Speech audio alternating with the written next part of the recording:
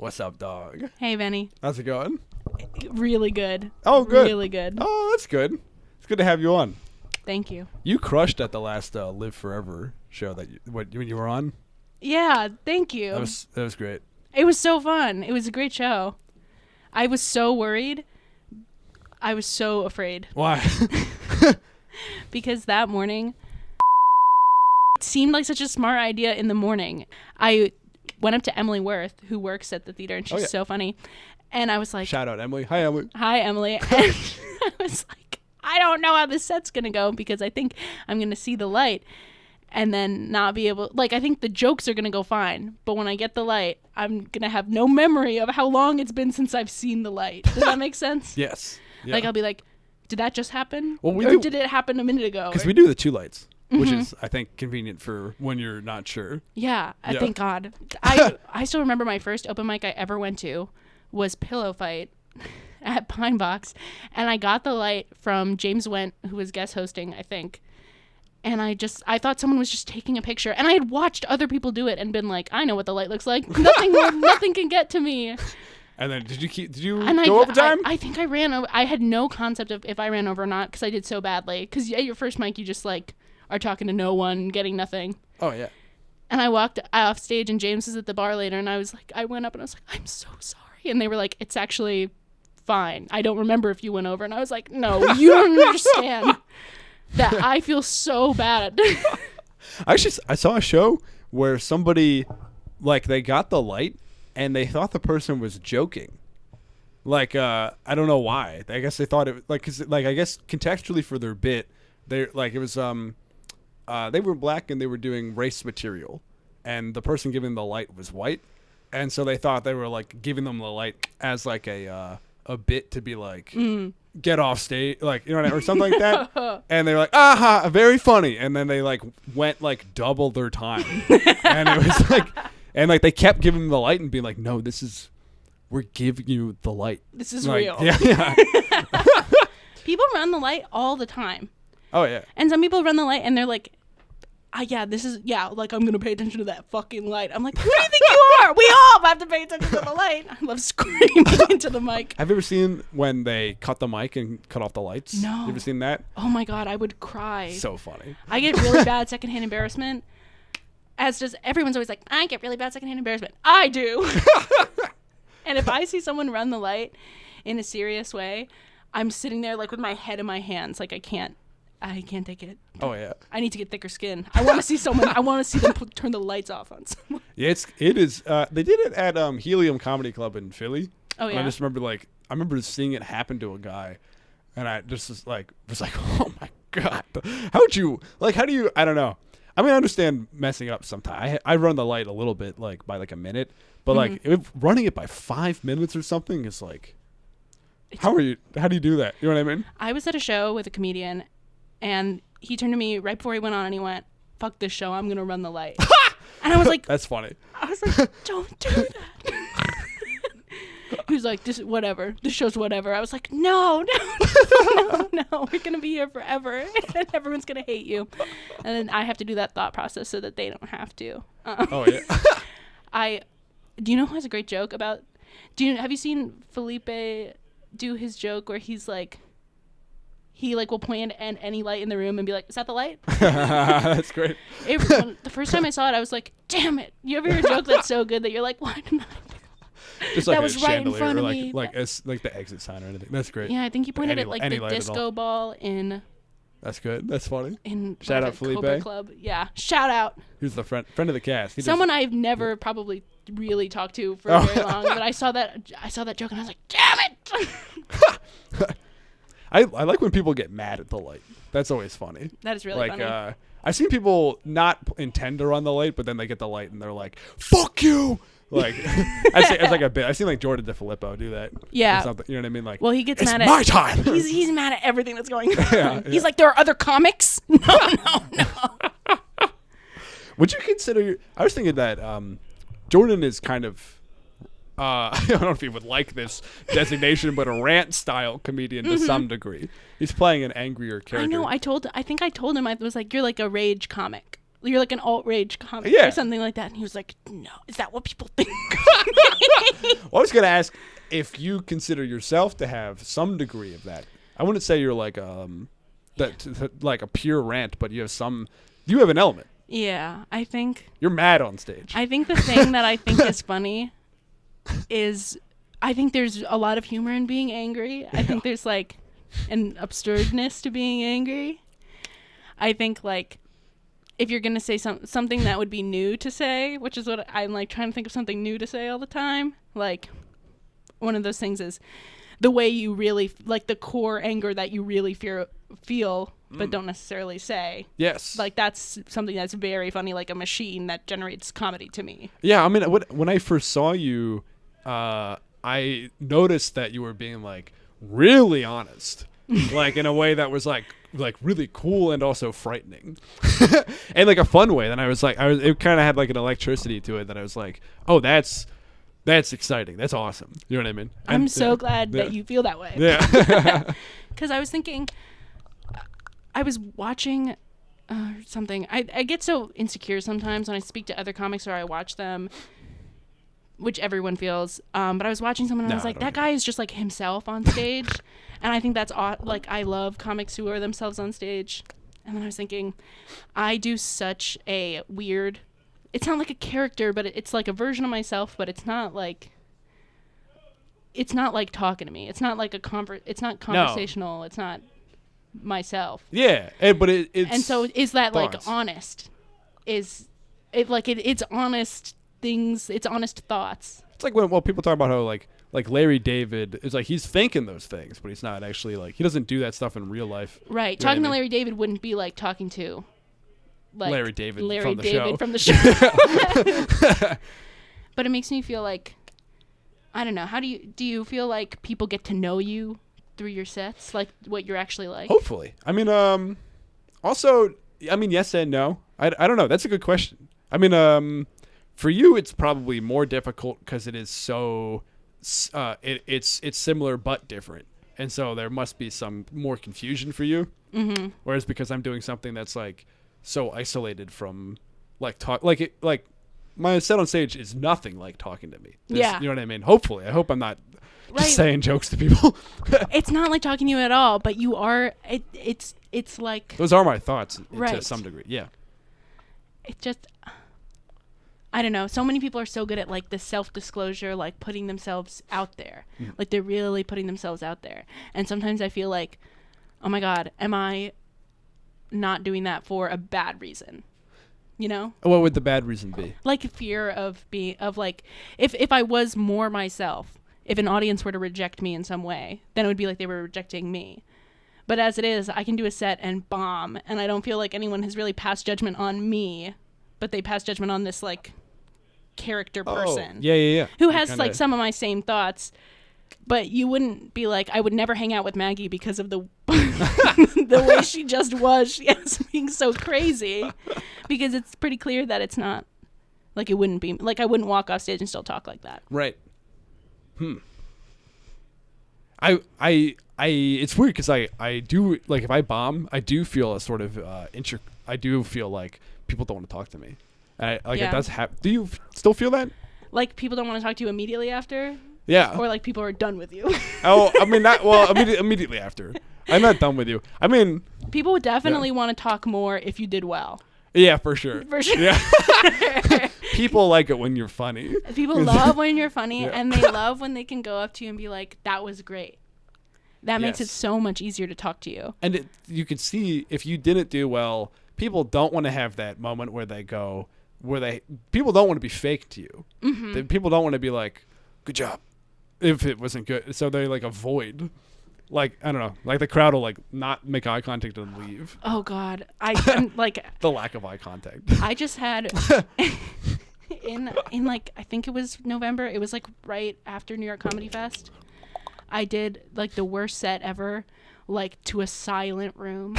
Like, and then I'm sure that happens to everybody. It was my first time it was like, and not like a mic space. It was just like nothing from anyone. And I was doing jokes about being fat. I was doing jokes about like BMI, like the ones I did at Live Forever.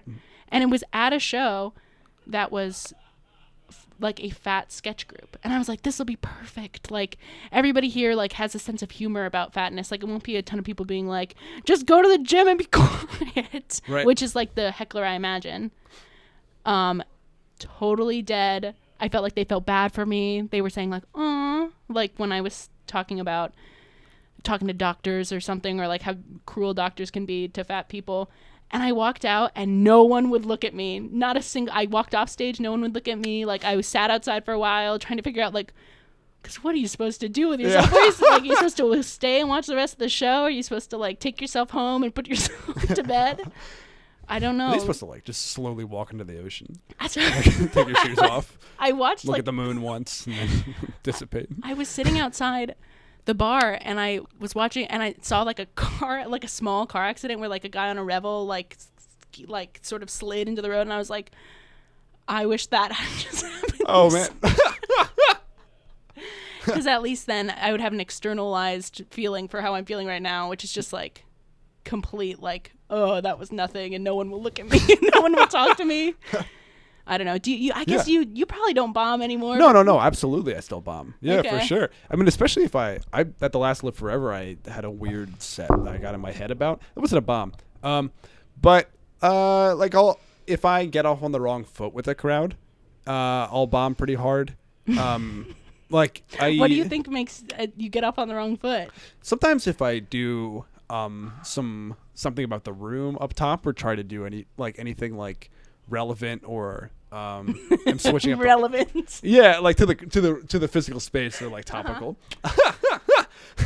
Like I did a show recently that was a bunch of like rich people at the top of art museum, and I hated every second of it. Like, I mean, I had fun hanging out with like the other comics and like the green room stuff, but then like the actual show itself was like, people were dressed up and shit, and I was like, why the fuck am I?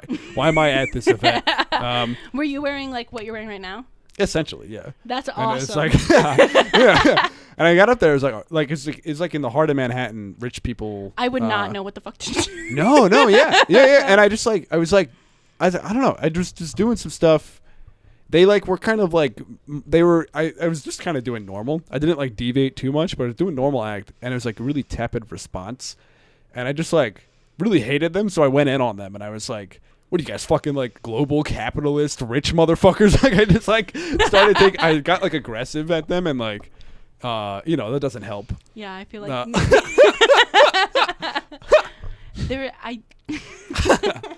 I'm so scared to riff about the people in a room. I have seen it go so disastrously. Yeah.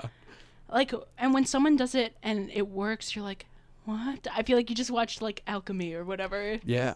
Because it can be so funny, because you want to, like, when things are awkward, you want to be able to save it. Like, you want to be able to be like, oh, this room is weird, huh? And everyone's going, yes, girl, it's weird. What? Oh my God. They do have a weird thing over in that corner. It's weird in here. Yeah. This room is experiencing strangeness. But space is liminal. But if you do it wrong, then people feel judged. Yeah. Which they don't necessarily want to feel. And I think even sometimes when it goes right, when like if the comedian does like not necessarily dunk on the room, but if they dunk on somebody in the crowd, then it like turns out like, oh, that person was just like, maybe they were like saying, or like, now you've ruined their night. And maybe the crowd all laugh, but that person's upset or something. I don't know. I think about that all the time, because I'm so like trying to figure out how comedy and the internet are supposed to interact now, like comedy videos in particular. What the hell is comedian best heckler, or whatever the hell, or heckler schools comedian? Yeah. Like, I don't understand that genre of video. It's just an argument video. It's just a power dynamic argument video. And we don't see the people that are like yeah. in the crowd. And the whole time I'm thinking, he's going to go home and cry. Yeah. Dude, there's one. That's really fun. I like that. Like the heckler or the comedian, or both. I was thinking the heckler, but both. Yeah. It could be both. The heckler. Well, the comedian goes home and posts it. Yeah. So you got to think like that's what they want the brand to be. I'm imagining the heckler going home and being like, I That was didn't so mean to be rude. like that. And they were really mean. And they said my girlfriend was probably gay. I hope that's not true. Like, I saw today a video that was funny of a comedian who I like talking to a heckler and being like, your girlfriend brought you here, she's gay, you're gonna have a difficult conversation in 6 months or whatever. And the audience loves it. I bet if I had been there, I would have laughed too. In my head, I'm like, this guy's going home like, no, not my girlfriend. Please don't let her be gay. Just like crisis of identity. Yeah, that's great. Fucking. Yeah, I don't know. I am thinking like, I watched some of those and like I don't feel better about the comedian. No. I like watch it and I'm like, dude, that was rude of you. Like that. Every heckler I've ever gotten has been like somebody who just like kind of just doesn't know the rules quite, or is like a little drunk and like over participating. I've never had somebody go like, I disagree with your point, or like, you know what I mean, or like try to get involved in some capacity. You're so wrong for saying we should eat bugs. Yeah. That's wrong of you, Benny. And I saw one where some guy was making like a race joke, and somebody in the crowd was like, you don't know what you're talking about, and then he's like, it's my time up here, and like they went back and forth, and the video and the comments were like, people should know not to interrupt like that at a comedy show. And I was thinking like, no, she was right. That guy was being weird. I don't know. He handled it. I don't know. It doesn't look good. I don't understand. And then you have that happen and you're filming it and you're like, to the internet. I'm like, I don't get that at all. But I guess a view is a view. No, it's not. And it translates No, there's to no way that's an idea. follows God. It's so sad. It's so sad to try to figure out what's going on with that. Because some I hate that shit. people turn comedian best heckler videos into like a whole career, into like a tour. Like this one guy who's like a very famous like comedian, best heckler comedian. He went on a whole tour this year, and I was like, oh, he's probably nice in person, and these shows probably go really well. And then I was talking to, no, I was talking to my friend who saw one of the shows.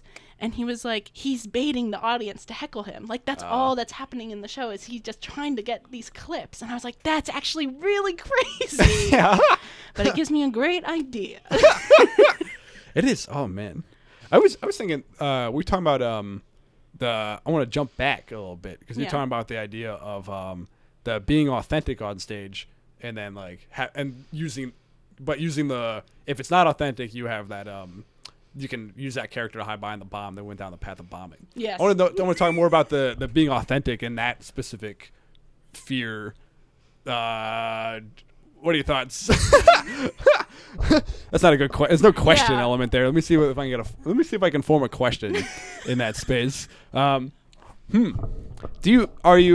Is it a vulnerability thing? Because you are very honest on stage. So what are you concerned about? Where were you going for there?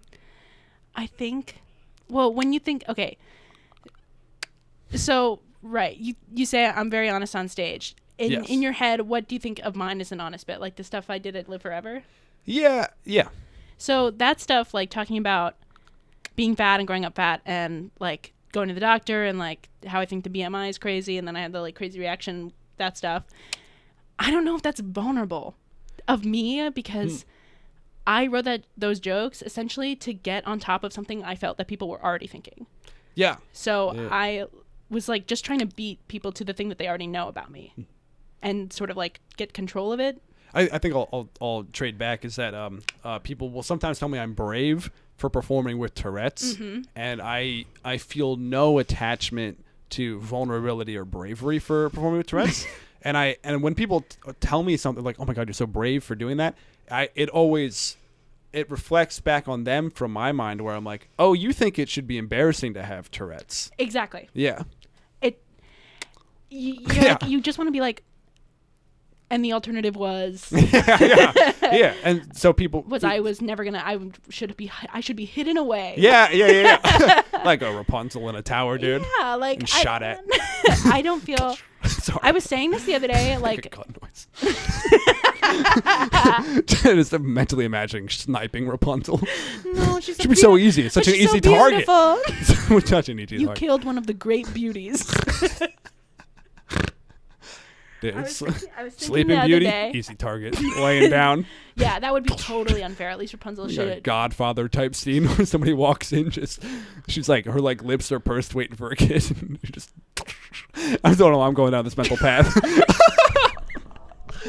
That's not cool, Benny. How That's to- violence towards women, and I can't condone it, and I can't riff off of it. That's right. That's right.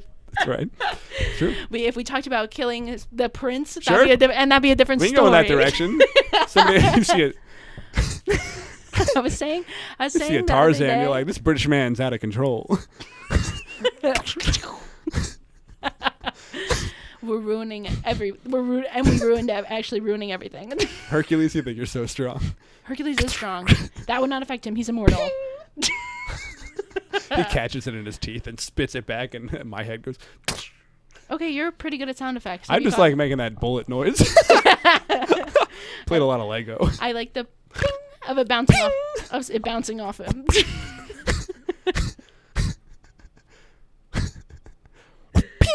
Oh my god. Wait. Oh Let me yeah, think, we're talking let me about think. vulnerability. Yeah, we're talking about vulnerability. Oh, I was saying the other day to someone, and I think this is true. I started writing those jokes because I want to do absurd. What interests me is absurdity, and I want to be an absurdist.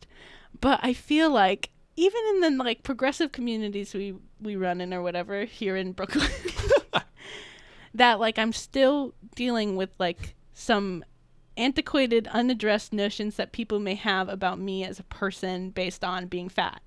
And I just don't like, it's like I have to do some type of like education now, which I never wanted to. I have no interest really in doing that, but it feels so like, is anybody gonna Do that. like, Yeah. am I still gonna deal with this like people? I don't know how to describe it. It's like, What would it? Sorry. no, it's I was gonna it's compare it just to like, yes, no, to compare to You something. know Tessa Bell? Yeah. She has like a recent Substack, and which is very funny. Shout out Tessa Bell and her Substack. And there was like a line in there that I thought was fascinating, where she she presents as a very girly girl, and she was saying that a lot of the misogyny she gets is like so retro. Like she gets like 1950s style misogyny at her, and that was a really interesting idea of like, I mean, people have these like, or like me with Tourette's, people have certain antiquated beliefs. It's interesting. Different people have different like antiquated bullshit. They kind of have to like up top at least go like, hey, don't please please reconsider that. And now here's my material on what's some more absurdist stuff that you have that's like not about that. I mean, I feel like the first, like, I started doing this character, which is this, like, insane woman or whatever, which I really like doing, and it's, like, supposed to be, like, I'm just, like, listening to other comedians and thinking, like, oh, if that felt more real and crazy and absurd, what would that be like? So that's the kind of direction I like to write in. So I started with, like, completely random topics, which is how you start, I guess. Just like what occurs to you when you start. And then I was like, I should write more about myself. I started writing about sexuality and like taking like, because I feel like a lot of comedians are like, I'm bi. And I'm like, okay, well, what's actually what about that? Like, and let's talk more about that beyond being like, you know, when you're bi and your boyfriend is an idiot. I feel like that, that like kind of comedy never like landed with me. Oh, sure. And I was like, well, because that isn't a personal experience. That's like sort of like, let me take a moment of my identity and sort of run it through a pasta machine. yeah. I don't know what came with. I was imagining like putting it through like a. Yeah, you know something about it. It just feels so. Pooped out. Yeah. it's like combining. Like hating men. It's like, yeah, and what else? Like, wait, let's go. Right. Like, let's go. Do you ever feel that way? Oh, absolutely, yeah. Because I've seen that exact joke several times. Yeah. And I think there's types of that where you're like, oh, I've seen that joke. You know, yes. Yeah, for sure. So something like I tried to. I was what like, else? Let's go. That's good. So an example of like what I tried to do is I was like, okay, you hate your boyfriend. Why do you hate him? And then I was like, what if my boyfriend is always abandoning me to go dive for rings? and every time I need him, he's going to. And so I wrote a bunch of jokes about like my boyfriend abandoning me to dive for rings. And no, that's not. People don't love that stuff, but that's what I like to write. And then I say dive for rings. Like in a pool, like Gotcha. diving for rings. Because I was imagining in the ocean. First of all, I was imagining Tej in the ocean. In the ocean diving for rings. And I was I think that would be really funny, but I've never seen anyone dive in the ocean for rings. Yeah, try pearls. Because people dive for like pearls or whatever. I don't know how people possibly know which oyster or clam or whatever has a pearl inside. I'm just saying because rings did it.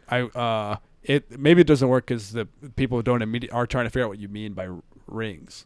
Or maybe not. Maybe not. Maybe everybody else gets it, and I'm just nitpicking. So you've actually nitpicked in a helpful way. My perfect joke. Yes. No, but I love that angle. I say it to serve the point that I was like, I was feeling bored. Yes. With the but like men are so bad, isn't it embarrassing to date a man? Gun, like level of discourse. Yeah. And I was like, what could be? Whoa.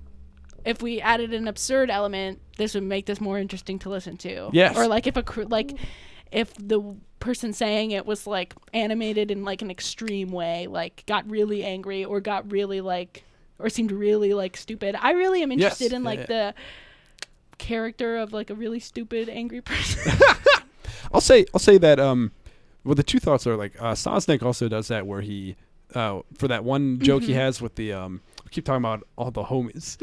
Charlie Sosnick does that bit about men will legit start a podcast instead of going to therapy, and that's a similar joke that is sort of like retrod many times. But then he like turns it into like a whole beat poem about like men trying to like express themselves. When Charlie Sosnick goes on stage, I would get this feeling like I know exactly what he's gonna say. This is like a guy doing guy comedy, and then he always says something that is so funny and weird. Yeah, he's great. He's so great. Yeah. And another person I literally almost never talk to, but he did some joke the other day that was like talking about like shaving your pubes to make your dick look longer, and I was like, "Duh, guy, material." And then he was like, "But you can't fool women with illusions. You show a woman a picture of a princess, and she's like, nah, that's an old hag or whatever, like that optical illusion of flipping it over." I was like, "This is so I would not." Oh, so yeah, so I guess you're coming from similar points there of taking that initial like this is that stock character line that people are doing in this space. I'll say and I find it really funny, but I'd say the reason I try to avoid sometimes doing that kind of thing is that sometimes you'll have a crowd that doesn't know the tropes, and that's why crowds laugh at those tropes because they don't know them like we do. And so the tricky part is like getting a crowd to laugh at a play on stuff when they don't necessarily know the original idea. I know. It's like because you start I feel like you start writing comedy, you start with random ideas, and then you fall into the trap of often writing for comics because those are the rooms that you're testing your jokes in, and then you can become like a terminal writer for comics, which is what I think of as like someone who can basically only talk about like what it's like to be a writer or like comedian or do stand-up open mics or like the culture of it and only writes jokes about that. Where did you start, if you don't mind me asking? Last year in October. I asked where. I hate to ask when because when is I find so rude. Here a little over a year ago. Oh, okay. I didn't know that. You're crushing it. Oh yeah. Fucking but the point being that I started in Philly and the New York rooms are all other comedians. Philly it's not. The open mics have real people. And so that trap doesn't become the same thing. And I think the New York alt scene is somewhat of is a sort of famous echo chamber because of that exact reason, and does get so alty and goes down these rabbit holes. And it's like having come from a scene where it's like I'm playing to just 40 people that happen to be at the bar. I am not having those, you know what I mean? I'm not coming. And so the invention of the back room is actually the problem in New York bars where the comics can go and close the door behind and hide. Them. Yeah. It's good and bad. You know what I mean? Yeah. I feel like it would be scarier to do it in front of non-comics because at least in a comic-only room, you're feeling like, okay, everybody has the possibility of bombing. Like, let's go, whatever, it doesn't matter. But it does become like you can just write jokes 4 comics. And so and every time I try to bring someone who's not a comic to an open mic, which I feel like is torturous to do to a friend. Have you ever tried to do that? Not in a while. Yeah. Back in Philly for sure, yeah. When I moved to New York, I moved at the same time as a bunch of my friends from Boston, which is where I was before. Oh, sure. Where'd you go to school? I went to Wellesley. Oh, you mentioned that before. Yeah. Yeah. Fucking. I went to Wellesley. That's my opinion on Wellesley. Okay. That's my opinion on Wellesley too. I went to Wellesley. I did my last semester. Doesn't matter. Anyway, I was living in Jamaica Plains, which is an area in Boston with 2 really nice girls. One of them moved to Chicago. One of them moved to New York. I tried to bring my former roommate, to an open mic with her boyfriend. And it was they were so unhappy. And I was so unhappy. And I was like, I didn't mean to do this. It was in my first month of doing stand-up ever. And I was like, I'll never do this again. You got to like prime people, be like, look, it's an open mic. It's going to be like, the experience of this is that it's going to be like bad inherently. Yeah. And if you have interest in me because it would be like, oh, you started doing, they were like, oh, you've started doing stand-up. I want to see you do it. Yeah. And you're like, and I had just started, so I was like, I can't. There's no show to invite you to, so you're just gonna have to come to an open mic and watch me do 3 minutes. No, but I mean, at least they came. That's nice of them. They come to a show since? Yes, they have. Did they enjoy it? Yes, they did enjoy it. Redemption arc. Yeah. The reason I love doing a show. Do you like hosting Live Forever? Like hosting a show? Yeah, I really enjoy it. Yeah. I don't enjoy like hosting someone else's show. Like if a club's like, oh, you're hosting, I'm like, no, thank you. You know what I mean? But my own show, I enjoy running it, picking, going like, all right, my friend Maggie needs a clip. Mm-hmm. You know what I mean? Yeah. Like, I love being a gatekeeper with my dirty hands, blocking the gates of stardom. Benny's the only person in Brooklyn with access to a camera. I'm the only one. No one else can do that. Everybody, you got to go through me. You want stardom, it's through me. I'm so glad you're doing that show because people do need clips now. It's so sad. Yeah, people need clips. You know what I mean? It's crazy. That's the whole shtick these was that days. true before the pandemic? Huh. I guess Instagram Reels didn't exist. Maybe not. Yeah, that might be a newer adventure. I mean, TikTok for sure was like a thing, but it it was much rarer. Like now it's like it's become the culture. Dude, today I counted. I saw at least 5 sponsored, and just scrolling for like 3 minutes. Mm-hmm. I saw 5 sponsored Instagram Reels. Of what? Of people doing bad stand-up. And I was truly like, no! Like it was like a nightmare. One guy's head wasn't even in the shot. It was like up to here. That is such a pet peeve of mine. I'll show you later. I understand when you're in the experimental phase with your Instagram Reels and you're trying to figure out where the caption should go, and sometimes you put them in the wrong place. That makes sense. But do not pay. But do not pay to promote a video. Yeah. Where it's where you can't. The lighting is bad. The audio is bad. Honestly, maybe you could see his face if I clicked on it and it did the full view. But I don't know. Maybe not.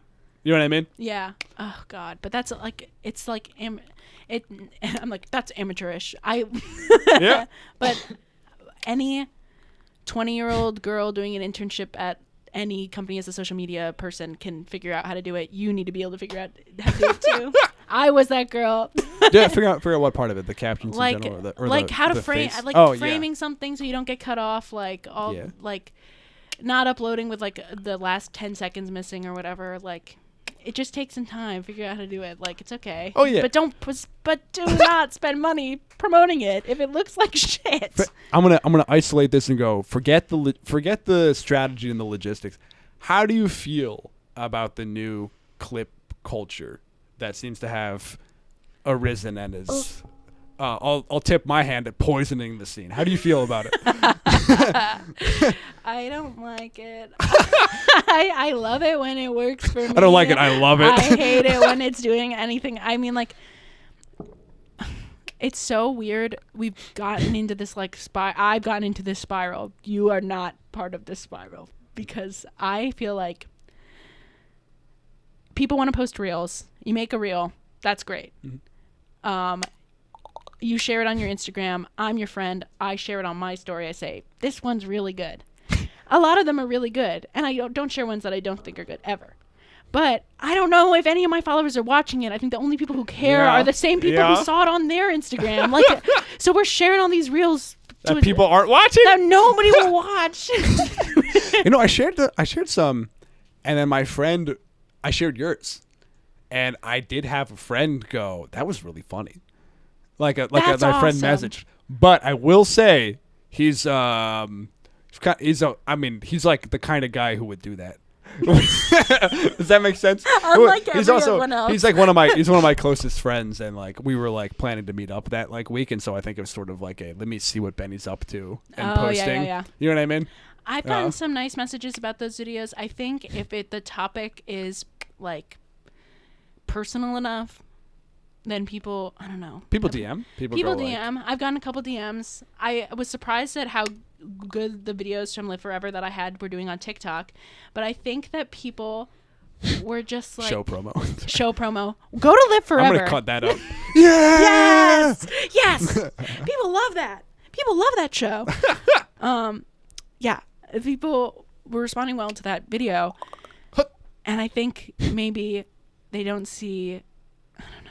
Like, it's like body positivity movement, sort of, body neutrality movement, sort of. Like, you don't see a lot of people, like, making jokes about being fat from the inside of being fat. Really, it's mostly, like, non-fat people being like, can you imagine if I was fat? Wouldn't that be funny? I'd probably have to kill myself. Ha, ha, ha. Yeah. And it's that's crazy. Don't say that. Or, like, the fat jokes of a former era that were, like, I don't know, that were from fat comedians, but they were much more like, can't keep me away from food or whatever. Yes. You know what I mean? Yeah. At the show that I bombed at the sketch show that I bombed at, the guy who introduced me went up and he was like, this is a show about being fat, but I know how I got fat. McDonald's. Right. And I was like, oh my God. No, yeah. Because I was like, I'm about to. It's like selling out the. And I was like, I'm about to look like such an asshole. And he's gonna, like, if you're on my side, like, if you, like, get kin to me or whatever when I'm on stage, you're gonna be like, that guy's stupid. Which is not what you want to make the host. You don't want to make the host seem like he's taking up the wrong angle. Yeah, for sure. And you don't want me to have to go on stage after he said something so, like. You don't want to throw the host under the bus, but right, but they've thrown you under the bus, and you're like, exactly. You got to call out from underneath the bus. Yeah, it's like there's a bus on top of me. I just wanted to be like, don't implicate me in Yeah. your you're trying to like placate or whatever, play to the beliefs of an audience that might not even be here, who is so fat phobic in such a strange way. Like when you say something like, I know I got fat, McDonald's. It's like, who do you like? If someone thinks that's really like funny, they don't think very highly of you, and they probably don't think very highly of me now, because you have implicated me by saying like fat people, like the thing that we do is like, we just can't help ourselves. We eat McDonald's all the time. It's like, give me a break. It's more complicated than that. I don't know. It's like hard to get on stage after something like that is said. And I just was like, I don't want to make this guy seem like a jerk. And these are all his friends coming to his sketch show, like. And he was totally nice, and the whole thing was probably a huge success, but my set went so badly. Oh God. Damn. No, I know what you mean. Yeah, getting set up for failure. Yeah. I did a show one time, and a guy asked me something about my intro, and he's something along the lines of like, I didn't quite understand what he was asking. And so, like, when he, like, left, somebody was like, why'd you agree to that? I was like, what? Agree to what? What do you mean? I don't... And then, like, he was like, this next comedian, and, like, apparently I had agreed for him to, like, open me up by saying I have a disability. And I was like, what the fuck? Why? Like, because I think he didn't ask it in a straightforward way. Uh-huh. So I think he beat around the bush to ask it because he didn't want to, because that's rude. And so like he said it in he said it in sort of way that was like, is it cool when people say that you have a disability? And I was like, I just remember being like, yeah, what? Sure. And And he goes on stage and he's like, this next comic, give it up for him. He's disabled. And I was like, what the hell? It's wild. Did you say something when you walked out, or were you just like? I just did my act. I don't know. I think it went poorly though. But I just was like, I literally was like, why the fuck did you say that? I don't know. That's insane. Yeah. Was that in New York? No, that was in Philly. Okay. Yeah, for sure. That is really, really insane. It's hard when you get set up so badly to like. You're like, I hope you guys don't feel weird about what just happened. That's another moment where you wish you could call out something weird that happened. Oh yeah. But I was thinking of another one real quick. Yeah. I did a show and they asked, do you have any like plugs? And I was like, hey, actually after the set, could you plug my Twitter? I'm like trying to do that more. Mm-hmm. And then like bringing me on, they he asked me to plug his Twitter. And they like brought me on to that. I was like, what the fuck? You asked me.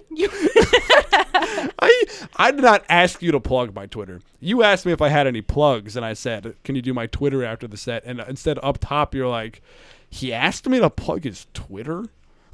You fucking screwed me.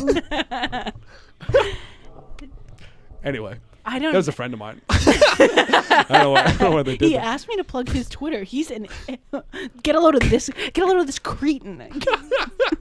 Have you had a friend bring you up poorly? Oh, we don't have to. I get frustrated when people don't say my credits and I give them to them. Oh, like sure. Sometimes people ask me for my credits and I'll be like, yeah, I host a show. I would love if you plugged it.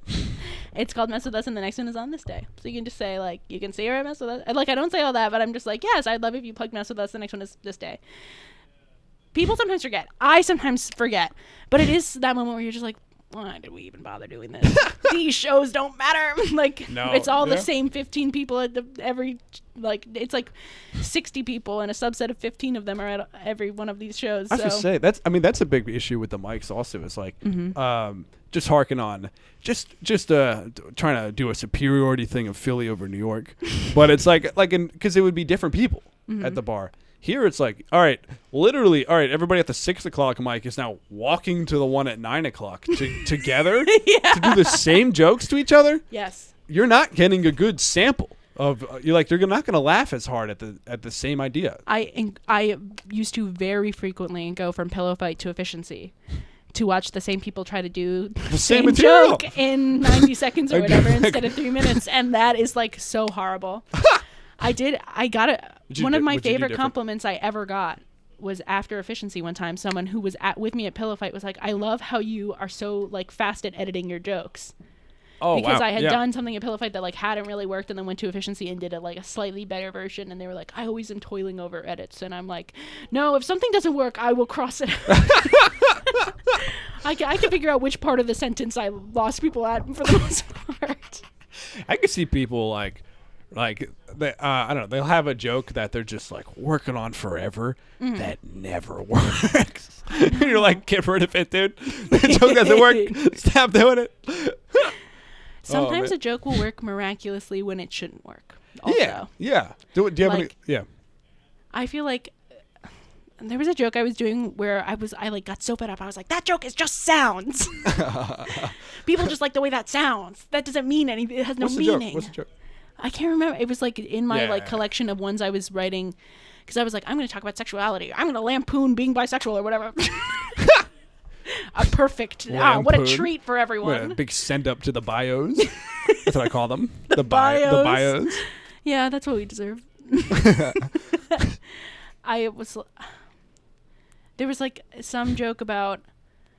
There's a joke about like what men on dating apps. It eventually became like just people on dating apps because I realized everyone does this. They write like incredibly nerdy things in their dating bios, and they'll write like, Brooklyn gamer looking to cuddle. Don't say that about yourself, dude.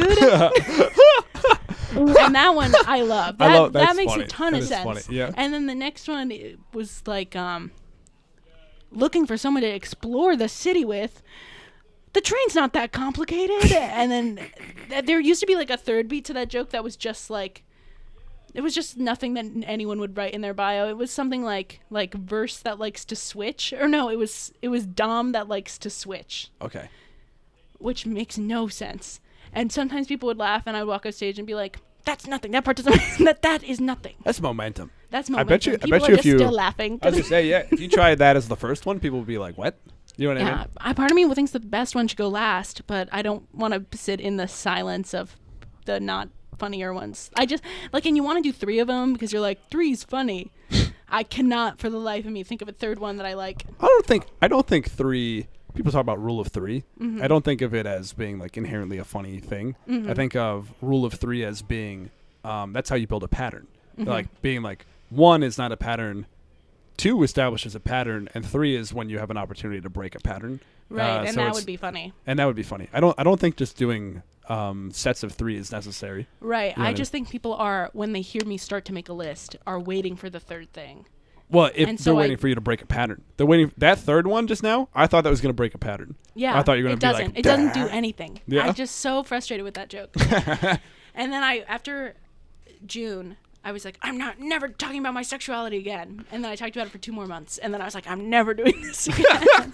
I can tell you what I think that joke was, by the way. Oh, Dom yeah? that likes to switch because that is meaningless. That has an absurdity thing. And so I think you're going, grounded real thing you noticed, grounded real thing you noticed. Here's an absurd thing I made up. Just completely random. Yeah. And I think people are viewing that as a... I saw it in someone's bio and it made me laugh. You did see it in someone's bio. I saw it in That was someone's real? bio and it made me laugh because I was like, it was on like, that app Field. Have you ever been on Field? No, is that the one that tells you like your kinks It's straightforward? I don't know if it tells you your Or kinks. you but can you're write supposed your to- kinks. It was like Yeah. you can go on a date with a couple, or like you can be more polyamorous in theory or whatever than Okay, you sure. are on other apps. And I made it because someone told me that they saw someone I knew and had a crush on it. And I was like, I'm gonna make it into right. And then we're gonna somehow match on this weird app. And then when I was looking around on it and I saw another person that we both know on it, and they had Dom but likes to switch in their bio, and I was like, Oh, is this that's somebody we know? awesome. Yeah. Oh, hell yeah. Shout out to that person if they're Dom watching likes this to episode. switch is funny because, yeah, you're a dude. Every dude I know is like that. Kind of. Dom likes to switch. Oh, say something like, I already know, dude.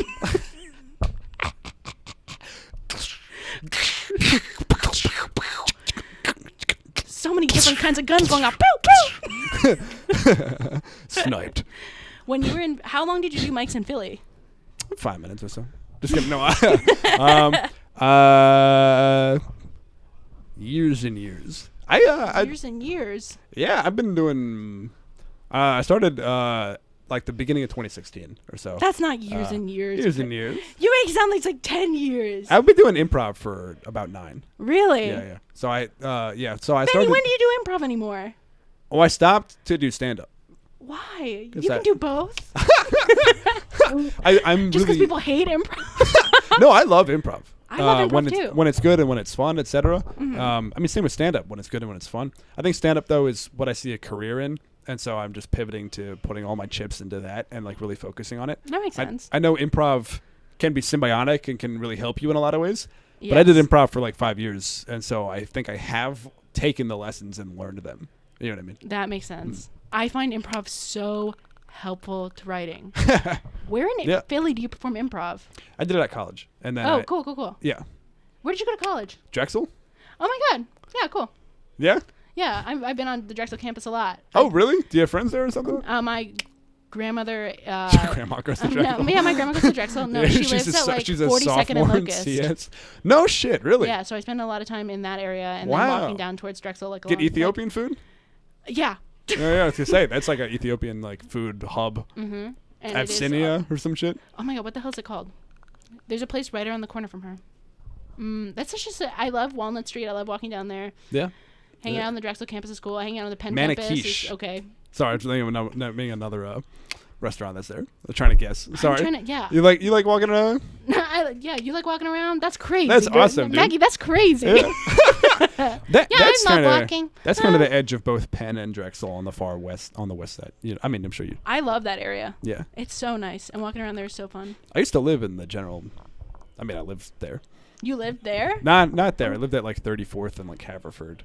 Haverford, okay, yeah. Yeah, which is like north and then over several blocks. But I had friends that lived at literally 42nd and like Walnut or Chestnut. Really? Yeah, for sure. I just like. I have friends that live there now.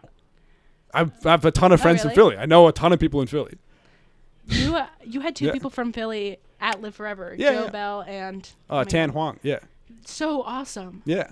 I was like, after the show, I was like, oh, do you guys want to talk to me? Did they talk? Yes, for 1 second, and then I was Hell like, yeah. I have to go. I'm nervous. Well, I think they also smoked weed immediately and left. I think they had to get back to, but they're great. They would. The whole point of having them on was to have them meet like you guys. You know what I mean, and also to get them tapes and they're good friends, etc. You know what I mean. But I'd love to intermingle the scenes. That would be so awesome. Yeah. Yeah. That day was so fun.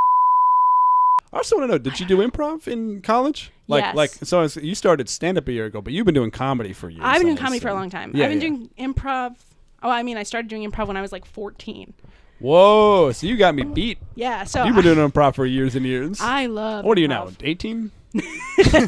yeah, something like that. I've been doing improv since I was like a freshman in high school.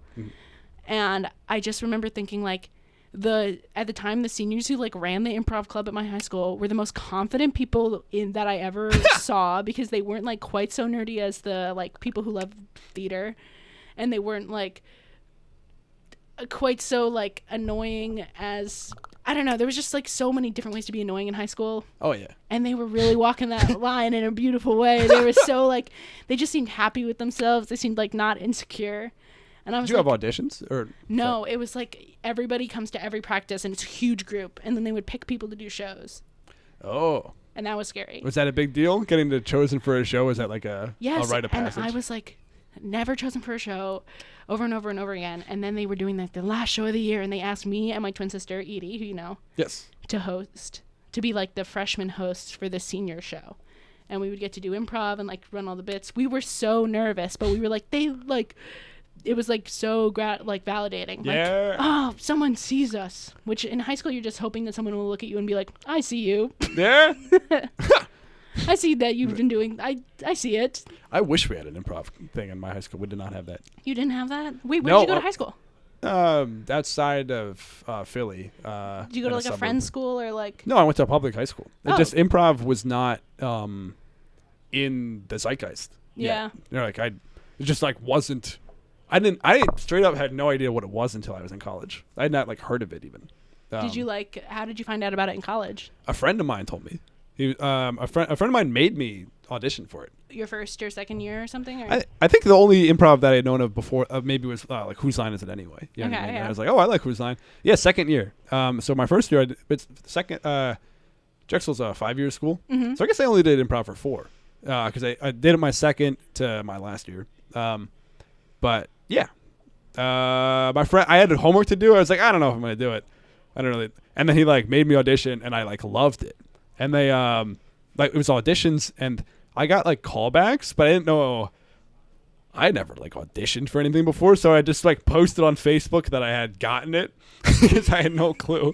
And then I show up to callbacks, and they're like, "Yeah, this is the second round of auditions." Luckily, I did make it. But it just it's like I was like, oh fuck, really embarrassing if I hadn't. But yeah, that would have been so embarrassing. That's so funny. I got really lucky because they lost a lot of graduating seniors, and they took on 6 of us at once. Holy crap! How big was the team? There were only 4 people on the team when they brought 6 of us on. Holy crap! So it was like, so we would keep it between 8 and like 14 people over the years. But yeah, so I just got really lucky. Like I was like one of like the last ones they like let barely slide in, and then I had a great time. And they became like some of my closest friends. Are you still good friends with your improv? Sorry, what? Yeah, no. I am still good friends with them. We still do improv. I do still do improv with some of them. Really? Yeah. In here? Yes. Oh shit. At Wellesley, I joined the team. I was so unhappy with my decision to go there because I realized very quickly it was like super serious and far away from the city, sort of. And What do you mean serious? Like it was like everyone seemed like they wanted to be Hillary Clinton, right? Oh, and gotcha. I didn't want to Okay. be Hillary Clinton. I wanted to be something Bill. and something else. The Bill. I wanted to be Bill, Bill. And there were actually no Bills there. They were like, we don't allow that kind of person to do this. I was just so worried. I was like in all these group chats with like incoming freshmen, and I was like, these guys aren't funny. Like the thing they are laughing at is like horrible and cringe, and like they're making me like feel like a nerd. And I was like spiraling because there's something so, I don't know. I mean, I have like such a, I think it's like I was a mean girl in another life, like because I have that kind of like, don't be so dorky, laugh at something that's actually funny mentality about them. So I went on Twitter, or I went on like a Facebook group or something for Wellesley alums, and I was like, is there a humor magazine or an improv group or something, anyone here who's doing anything like that? And the someone who had been on the improv team reached out to me and was like, you gotta like pay attention to when dead serious auditions are and go and just like go, it doesn't matter, like it'll be great. And I got in like my second week of school, did it until I graduated, was like the president my last year. So amazing. And to do improv with a group of like mostly like women and women and non-binary people, unbelievable, because so much of improv is like just like unfortunately like White dudes. Oh, and, yeah. Like the dude, you don't notice it until you take your mostly girl non-binary improv group to like a competition, and you see the other groups, and you see the girls on the other groups, and you see the guys shout over them, or like they walk into a scene with an idea and the guy's like, that's my dumb wife, don't talk to her, or whatever. That's just my bitch wife over there. I've seen that scene happen so many times. And then we would get on stage and you don't have any thoughts like, oh, this is my bitch wife. She's mute. She won't be talking in this scene. Like, that just like, there's more like space. Like people are like, oh, Maggie's coming in, she has an idea. Oh, Rachel's coming in, she has an idea.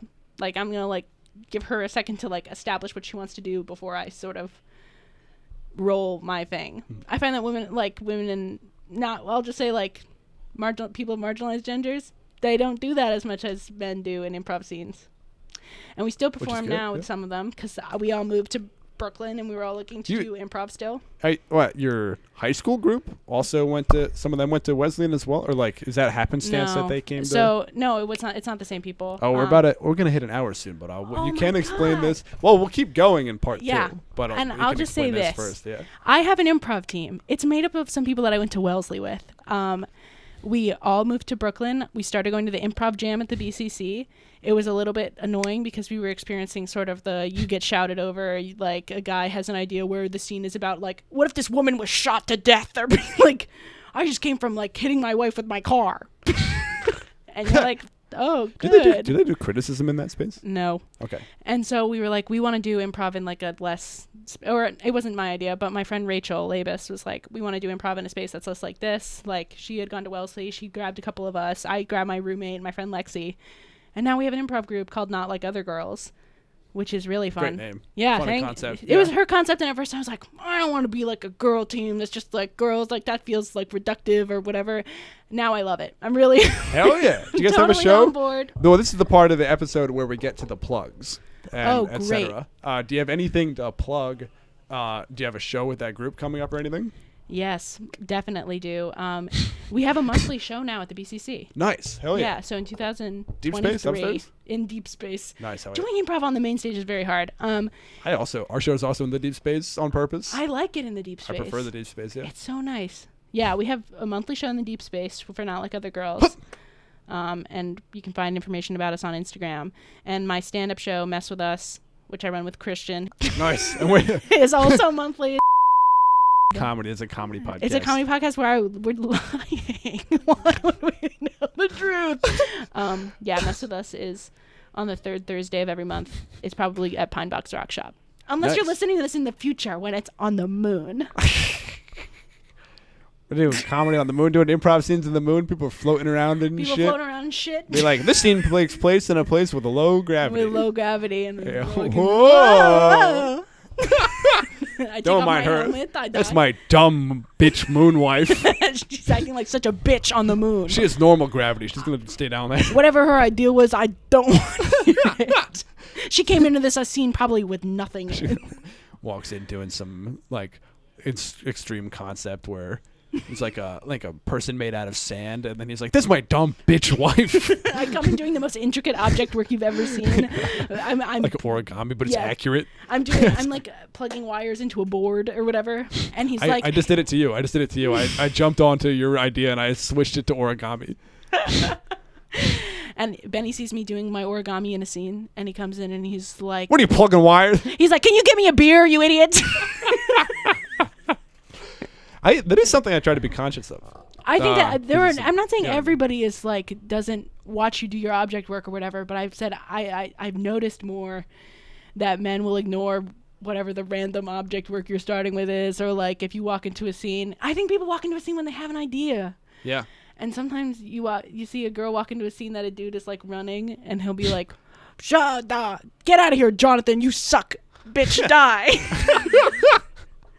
And you're like, "Don't say that. She definitely had something." The improv is about building. You gotta let them build. I think part of the beauty of stand-up is that you can't interrupt. Yes. And it's so nice. I don't have to worry that anyone's gonna be like, no, you don't mean that. You're actually not my wife. You're my daughter. And you get a captive audience. Yeah. In theory, to like shove your weird dumb ideas, your alt progressive thoughts about bisexuality or whatever the fuck your kids are doing. Whatever I want. And everyone's in the audience like, God, I wish it would be more coherent. Do you think well, in part 2 we'll talk about what changing minds. Folks, I have anything to plug? I might end the podcast soon. I might stop doing it soon. Why? Actually, maybe I won't. As I'm really enjoying this. I don't know. Maybe not. I was just thinking that it's like, I was thinking about reformatting it. But I'm actually having too much fun. So Reformatting it like how? Honestly, I think I'm just gonna. Well, I was thinking about doing like a big podcast where I have like 5 people on at a time. Okay. Like, that's the thought. Reformatting it. Well, 4 other people. Part of it, it's like I'm coming up on a year of doing it. Oh, really? And it hasn't like become a big famous podcast. What? And so I'm like, should I switch something?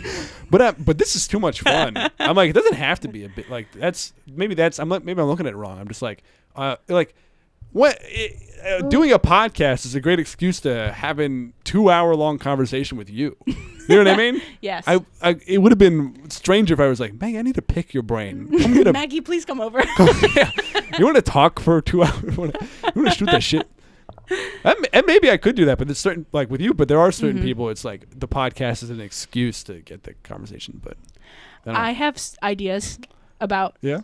about blowing up your podcast. Oh, yeah? What's that? Yeah, it's going to be crazy. Do you ever like take this video that he's shooting right now on his iPhone and make it into little verticals? Oh, for clips on? Yeah, because every podcast that's going viral right now is a vertical clip or whatever on TikTok, and then people are like, I want to listen to the full episode. Yeah, but then I got to do that. You think I want to sit at this computer for hours, like sliding the video back and forth every time somebody says some fucking shit? Okay, I'll do this one and prove to you that it can be done. Sliding the little thing back and forth. Maybe I'll do it. Maybe this will be the clip that I use. And everyone's going to go, what the hell podcast is that? I got to get on my computer right now. That's the clip I'm going to use. Folks, we're jumping to part 2. We're doing this. Thank you so much for coming. We're going to keep going in a second. I'm doing a new seamless transition thing where I'm just going to clap, which is maybe corny, I feel like, but I like it already. We're doing it anyway. All right, folks, part 2's on Patreon.